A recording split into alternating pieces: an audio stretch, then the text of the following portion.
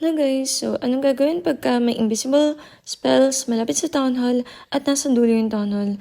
Bali, ititrigger natin gamit ang Giant Arrow para matrigger Invisible Tower at dito na ako na-drop sa malapit sa Town Hall yung blimp natin para ma-sure na makuha kagad yung Town Hall at hindi na maapektuhan ng poison yung ating mga dragon pagka malapit na sila dito sa area na to.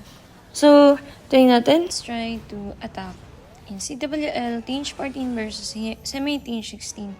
So dito, ganat ko lang yung Air Sweeper para makapag tuloy-tuloy tayo ng Dragon Attack. Spam Dragon Attack nga pala yung gamit ko dito at sabay na RC Charge. So pinagsasabay ko na yung RC Charge and Dragon Attack if malawak yung base or okay lang naman na ipagsabay. Pero pagka need na i-recall, yun yung ginagamit ko. Kasi dito, hiniwalay ko yung blimp since napakadulo ng blimp.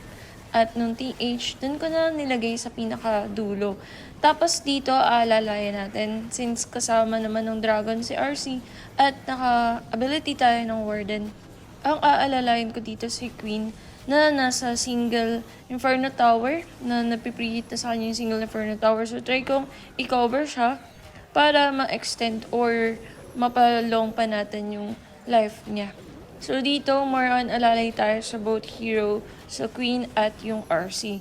So may mga invisible spell pa tayong natitira at onti na lang yung mga defense. So I think kayang-kaya na to na i-take down. So ayun, may swag pa tayo na 3 invis spell. So this is how I restart this base using a TH14.